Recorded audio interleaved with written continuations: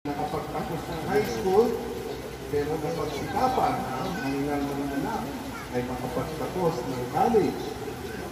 At nangyayari din, may mga nababalitaan ako, anak ng tricycle driver, nagkaroon ng anak na nakapagtapos pagiging teacher ba, may abogado pa yung kanyang anak. Malayo.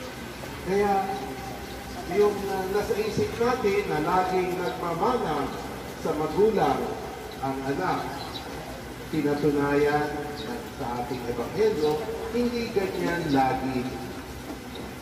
Dahil narinig natin sa unang pagbasa,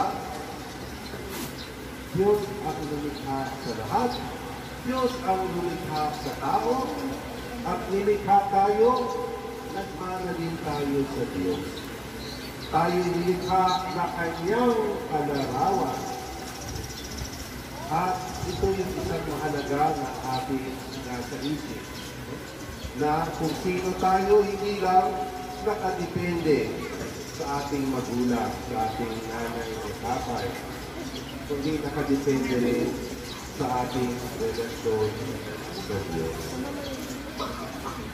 At itong ating narinig nga sa Ebanghelyo, Diyos ang nagpapatunay saan nga ba nakuha ni Jesus yung kanyang karunungan, yung kanyang mga kakayahan na gumawa ng mga kababalaghan mula sa ating Diyos.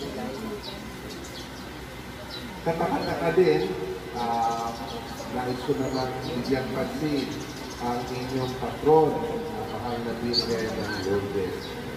Alam pa ninyo, kanino nagpakita ang mahal na Birhen ng Lourdes?